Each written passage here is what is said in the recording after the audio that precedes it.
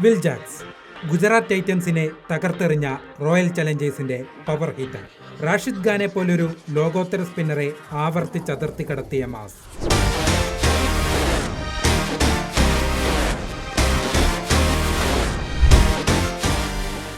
ആദ്യ 16 പന്തിൽ 16 റൺസ് മാത്രം, പിന്നെ 27 പന്തിൽ 37.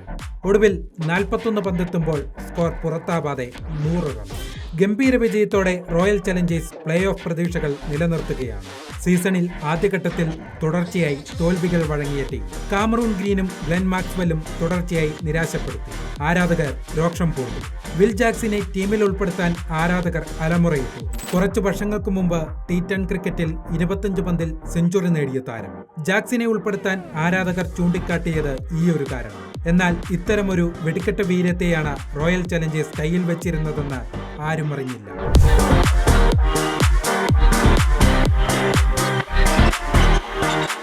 സീസണിൽ ഇതുപോലൊരു മത്സരം മുമ്പ് കണ്ടിട്ടില്ല. നരേന്ദ്രമോദി സ്റ്റേഡിയത്തിൽ മികച്ച സ്കോർ ഉയർത്താൻ ഗുജറാത്തിന് കഴിഞ്ഞിരുന്നു. മറുപടി ബാറ്റിംഗിൽ റോയൽ ചലഞ്ചേഴ്സ് നന്നായി തുടങ്ങി. ഒരു ഘട്ടം വരെ വിജയം നേടുകയായിരുന്നു ബംഗളൂരു ലക്ഷ്യം. എന്നാൽ കഥ മാറിയത് വളരെ പെട്ടെന്ന്. അവസാന 6 ഓവറിൽ വിജയത്തിന് വേണ്ടത് 53 റൺസ്. മോഹിത് ശർമ്മയുടെ ഓവറിൽ 29 റൺസ് അടിച്ചെടുത്തു.